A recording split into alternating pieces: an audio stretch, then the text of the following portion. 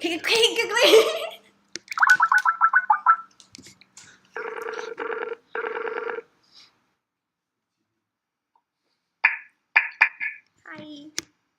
Hello. Um. So, Yeah. you're wanting to look. How did you find out about me? Oh, we were searching about it online, and then we're looking for nutritionists based in Singapore, and then yours came up. Your website came up like when we were searching it up. Yeah. Oh, okay, lovely. Which sadly, I've just come back to England. But anyway, far away because I haven't got too long. So, well, I'm sure my video will start in a minute. If not, you can look at a picture of me instead. Yeah. Okay. So tell me, you're looking at the health, nutritional needs between 50 and 80? Yeah. So elderlies in general. Quite a broad range. Okay, and we're looking at Singaporean, so we're looking classical kind of Chinese diet. That's right. Okay. I think what's really important to note, two things that's interesting about this age group. Number one, we're looking at, massive change in hormones, particularly for women in their 50s. Mm-hmm. So most of them will be beginning to go through their menopause. Mm-hmm. And so hormonally things change for the women. And then obviously the risk of more chronic disease increases and the risk of inflammation in the body. So, when I say inflammation, it's like thinking the body going more red, and things can hurt when you're in the red zone. So maybe there can be aches and pains in the joints, more difficult in movement. And again, there's a very interesting cognitive, so in terms of the brain function change here. So, for some, memory can be an issue, recollection and so forth, of thought processes. So I guess we're looking at a rather sad generation as well, but equally we need to look at this a really positive time and also say it's a time of change, but greater requirement, but often, and of course the beauty of you're still growing, you're going through your wonderful adolescence and so forth, so your nutritional requirements are such for good growth and development, whereas later in adulthood, digestion particularly can be more compromised, and something called stomach acid. I don't know how good your knowledge is of the digestive tract, but digestive enzymes and stomach acid depreciate with stress and age. So a lot of the problems faced in the elderly is not so much their diet is poor, but their digestion is poor. And if they don't have good digestion, it doesn't matter how perfect and organic and clean their diet is, but if they're not digesting, they can't possibly absorb the nutrients. So I'm always really interested in supporting adults with good stomach acid. And again, they might not want to take supplements, but you can do things like make sure you're really hydrated. Drinking lemon water can support apple cider vinegar. So apple cider vinegar is really good at boosting more compromised stomach acid. So that's very helpful. I think the other thing, particularly as we're getting the latter end of looking at memory and what affects memory or blocks, is also really addressing sugar and not falling into the classic Singaporean drink of Milo, which is nothing but sugar. And the trouble is often they're only having things like white rice and very refined foods, so they often end up very low in magnesium at night with muscle cramps and difficulty. The difficulty of falling asleep often comes with the menopause and the hot flushes. So magnesium is a key nutrient here that you really want to look at magnesium-rich foods. And in a classic Asian, chicken, rice, bit of green veggies, dark green leafy vegetables are really important here. So lots of those lovely green leafy veggies, but encouraging the adult population to really be eating brown rice or red rice and wild rice, not just white rice, because white rice has no nutrients in it and no minerals in it.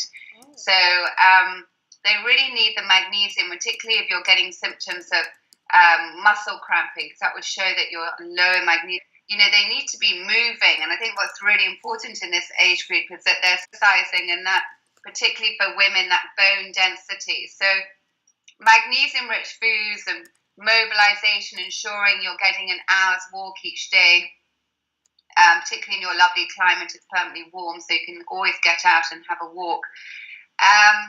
So the other thing that's really important, particularly going into memory and kind of hormonal balance, is what we call essential fatty acids. So essential fats are something you find in oily fish like salmon and mackerel and sardines and trout. And, you know, the small oily fish, you can tell they're oily because the skin is more grey and silvery.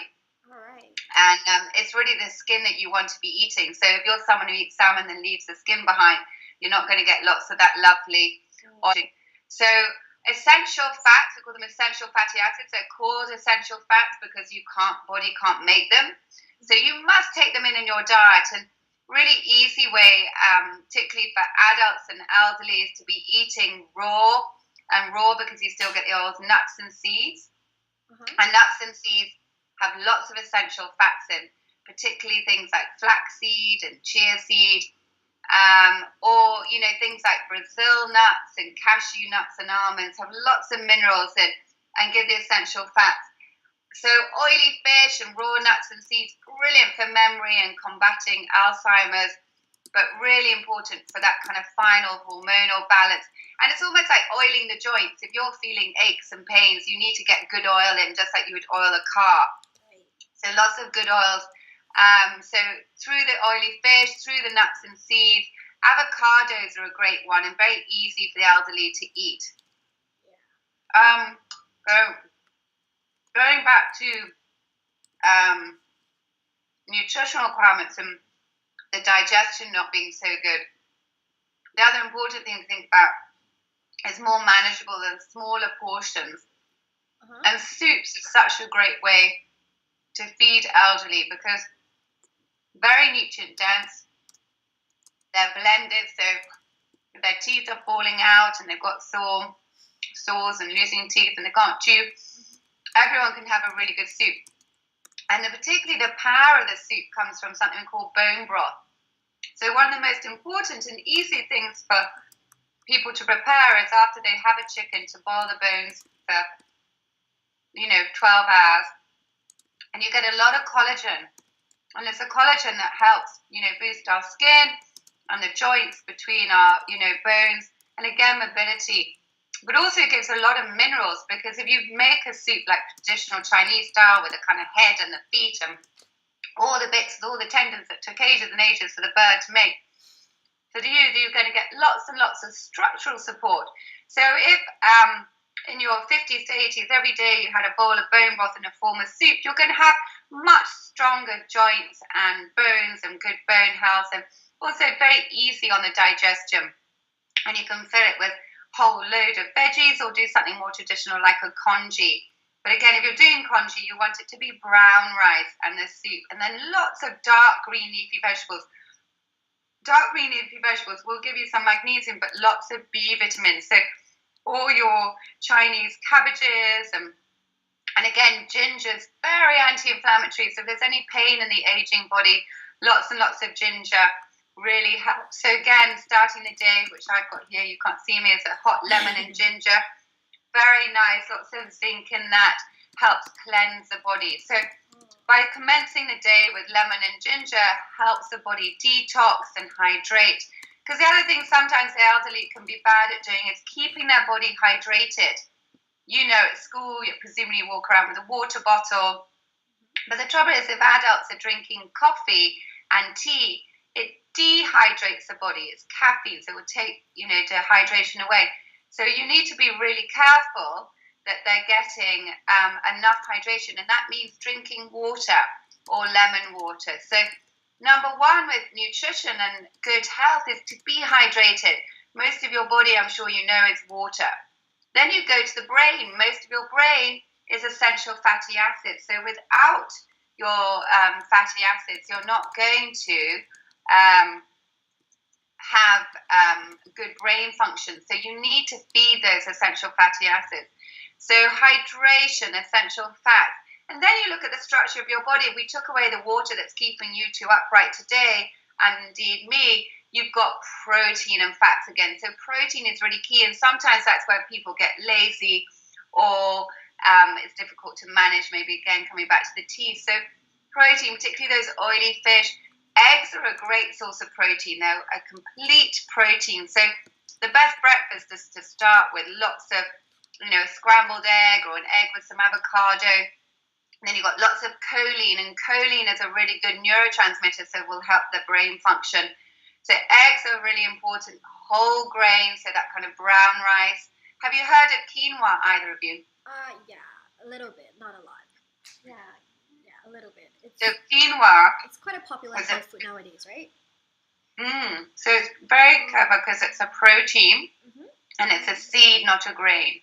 Oh. So it's very high. So using quinoa and congee would be very powerful because it gives people a bit of protein and it comes away from grain. What doesn't nourish us, and if you like, is a robber or a phytate, is eating a lot of gluten, a lot of wheat. So if people are waking up and having a mug of Milo and a piece of cake or a cookie or white bread, they're not only not being nourished, but their blood sugar is going like a roller coaster ride. And more importantly, their vital minerals are being stolen away by the phytate aspect, the aspect of the gluten robbing the body of the minerals. So the most important meal of the day is breakfast, and to set the stage of protein and blood sugar handling. So to commence the day with either, again, the congee, more traditional Chinese, or eggs and avocado, wonderful, or a kind of very colourful omelette to get lots of nutrition in there. Right. So I think one of the questions I'd like to ask is what are the common misconceptions that elderly have in Singapore? The dieting misconceptions, what are they doing wrong? I think because a lot of elderly, again, they might not enjoy cooking, or they're cooking for one, depending on the family situation, is either skipping meals or, like I say, just grabbing more convenience food. And so I think a misconception now is that convenience food has nutrition in it. Your high street are full of coffee shops and Starbucks and, very white, refined foods, like a little white bun. So I think the misconception here is that this is food, and it's not food. It's not real food. It's not what your ancestors would have eaten. Oh, okay. So I think a great misconception is that the kind of branding and the style of coffee houses is, and again, some hawker centres are great. You can get a fresh coconut water, brilliant. But having endless processed foods is a really big misconception and doesn't support their health at all. Maybe once a week because it's a treat, but really it's not going to do anything for them. Okay. All right, and then so you said that once you at the age group of between 50 to 80, your body is starting to, I guess, in a sense, deteriorate. Then what should one take note since in their especially in the diet, and what should they be careful of? Yeah. Well, hopefully you're going to live till 100 and be very healthy and have no aches and pains. But I think if you have the kind of golden rules of brown, not white, so brown rice, if you're going to eat bread, whole grain, and colour, lots of antioxidants, because antioxidants are really important in old age, because antioxidants are like free radical. They go around and they scavenge. It's like they're the fighters for you. And they like to fight in a big army. So the more colour you have in your food, like, papaya, and the oranges and the reds from peppers and the greens from courgette. So you want a plethora of antioxidants, a plethora of colour. So I think if going into old age, if you're really feeding your brain as well as you can, and more importantly, remembering that sugar is a toxin and sugar is highly addictive. So really keeping refined processed sugar to a bare minimum and really just replacing that with a portion of fruit, but not overdoing the fructose. So for me, I think the key here is to go, where is the sugar coming from? Is it coming from caffeine or chocolate bars and white rice? And, so if you reduce sugar and replace it with the green veggies, the oils, so your snack would be much better to have raw nuts than you would be to have a piece of fruit. Or if you wanted the fruit, balance it with some raw nuts so you don't have a big sugar shot. So it's all about balance.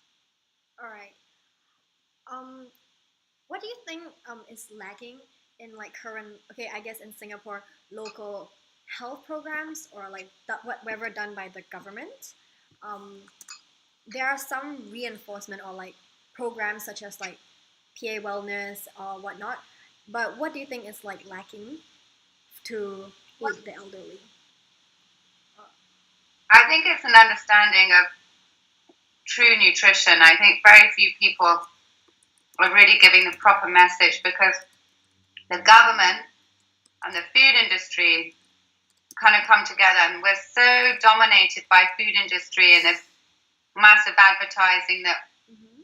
for example, Ribena has blackcurrants in. Mm-hmm. Well, it might have one tiny little blackcurrant somewhere in it, the big bottle of sugar. Right. So I think it's about true, honest education. I mean, I don't know enough about that side, if I'm honest, and you probably know more about what current programs are. But I would generally say is that people are really confused, and their doctors tend to medicate, not get nutrition right. So if there's cholesterol issues, which by the way is not an issue,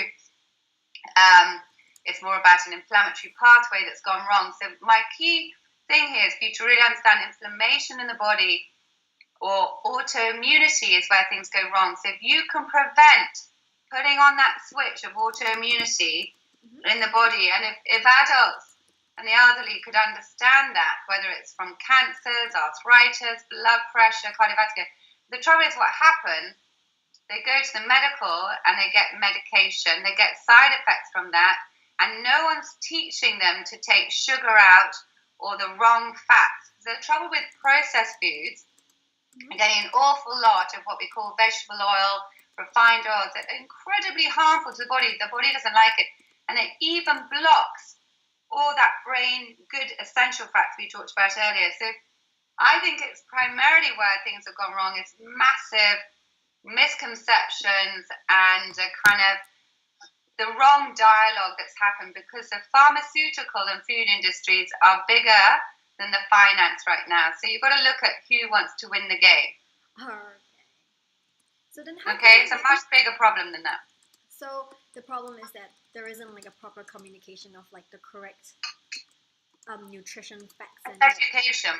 So the education. So how would they're lacking nutritional education? But for I guess the elderly to understand this nutritional knowledge is really difficult for them to grasp. So is there any way to like counter that to educate the elderly despite their age? Yeah, of course. You're never too late to learn. I think it's just a matter of people getting into the community centres, which are abundant, and people like myself giving free talks, and for them to take a hold and be empowered by food rather than the convenience food or the addiction of sugar in any guise. So I think it's education here, but by the right people. Okay, thank you. So like, are elderlies in Singapore able to understand like the information on the web or like poster, because this is how most of them would, I guess, get this nutritional information from. So the truth is with the web, as you well know, if you're using it as a learning tool yourself, is that you can become a massive hypochondriac. You could do self-diagnosis, which could be very harmful. And again, unless you really know what you're looking for, you might be taken down the wrong track. So yes and no, there's some great information out there, but it's ensuring that they're getting the right information rather than scaremongering information. So yes, the internet is one place, but I think it's always better to start at ground roots and actually have the real person come in and then perhaps actually offer websites to go, okay, if you want to read more, this is where you'll find the true information, not the scaremongering stuff. So for elderlies who have very like complex health situations, how can they like learn to manage via like diet and exercise without having to approach a doctor or like a medical professional? Well, I always think if they avoided the supermarket I went back to the basics of finding the fish man, the butcher, the wet market for greens. Then they're only going to be cooking from scratch. Eggs for breakfast, meat and fish for lunch with lots of vegetables, and the same, like maybe a soup version at night. So anyone who avoids the fast food or the centres of supermarket with everything in a box. So where the dangers come from all the wrong fats and the E numbers and the preservatives of anything that's coming in a package. So I think, again, cooking classes are a really fun thing to introduce within the community centre, and teaching perhaps or reminding how to make the original bone broth. But I think in all societies, a lot of those women, particularly who have grown up with their grandmothers cooking properly, so it's just almost going back to age-old, grassroots, when actually we didn't have chicken nuggets, which is not food, by the way, or hot dogs, which again, not food. So it's leaving convenience and preservatives alone and going back into, I think if you just went to the wet market and got all your green veggies, fish and meat, you're not going to go far wrong. What's wrong with supermarkets here? You mentioned that they should rather go to, a wet market instead of a supermarket? The trouble is with supermarkets, unless you stick to the outside, all the inner aisles are full of packaged food. Oh, so then all the preservatives and all that, they don't have, proper... Oh, okay.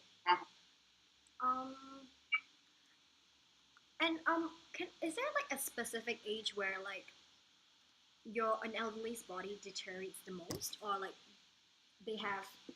You could live to 100 still running a marathon every day. What's really key is to understand it doesn't matter if you're 40, 50, 60, 70. I mean, sure, degeneration comes with age. Like I said, and we commence with is a change in hormone level, which for some women can affect sleep patterns and mood and bone density. But if you're a healthy, happy individual, and it must be both mental, spiritual, and physical, you're going to age very well. And again, an environment of no stresses, no pollution, no toxicity. So Singapore is interesting because, of course, they have their, the haze might come. That's the pollution, that's a toxin on the body. So I cannot say. What I will say, and we go back to the beginning, is that stomach acid and digestive power does decrease with age. So ensuring that the hydration is there, ensuring that people are chewing and taking time for their meal and sitting down. Food commences both the preparation in the kitchen, but as soon as the sight and smell of it. So if you're only sitting at desk and eating, or standing up and eating in the kitchen, you're never really eating. And a lot of families now will probably just sit in front of the TV and eat. Again, the body doesn't know it's eating. So it's really important to take time with meals and breathe and chew. So I'm not going to say there's an age of deterioration, but I think if you combat inflammation through good fats and removing the toxins, particularly sugar, and again, anyone who's smoking and drinking heavily, particularly smoking, you're going to age much faster. There's obvious lifestyle choices, but if you're moving every day, you're fit, you sleep well, you eat clean, you can live to 100.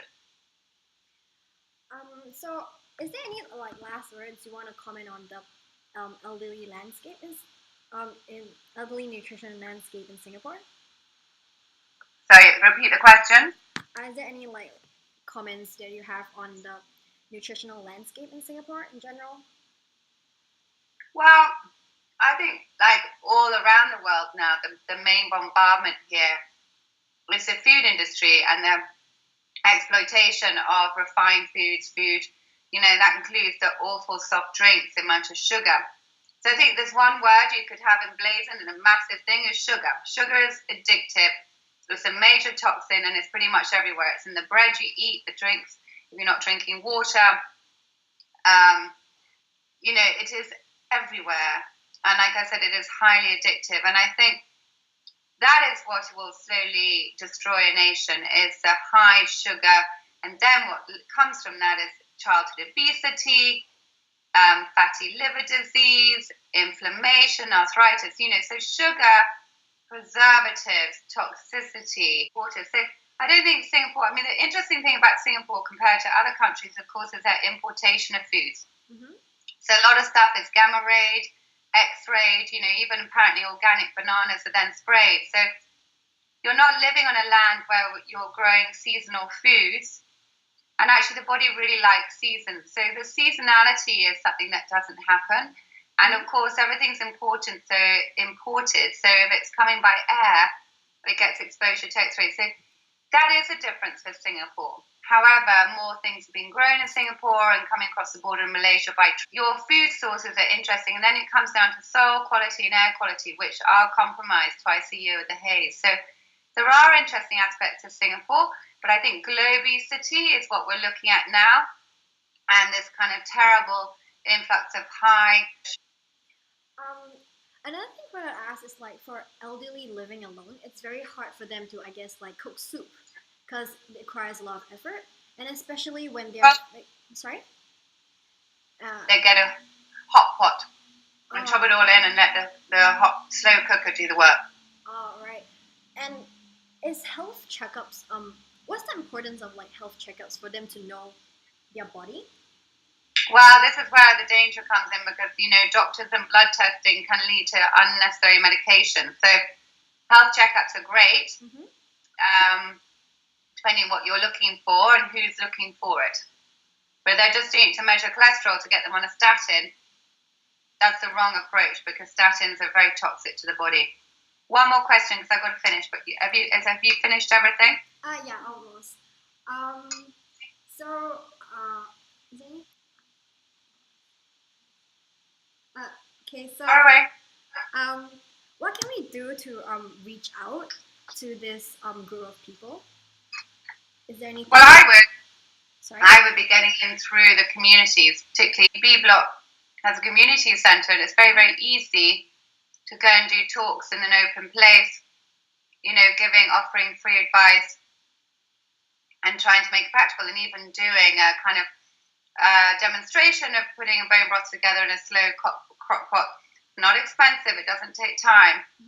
I've done food drops in certain charities in Singapore that do one a meal, and I have been around the HEB block, so I'm aware, for some people it's actually there are money issues and they're only getting one meal a day, but a lot of hawker centres, if they navigate away from the sugar, they can get soups in bowls, and that's inexpensive. So I think if you're alone, it's just going to a hawker centre and choosing the vegetables and not always eating fried food. The fried food is the wrong fats. It's highly treated, so they become very damaging to the body and create this kind of inflammation we're talking about. All right, thank you. I think that's all right. We have. Thank you for your time. Thank all you. Right, welcome. Thank you. Good luck with your project. Thank Bye. You so much. Bye.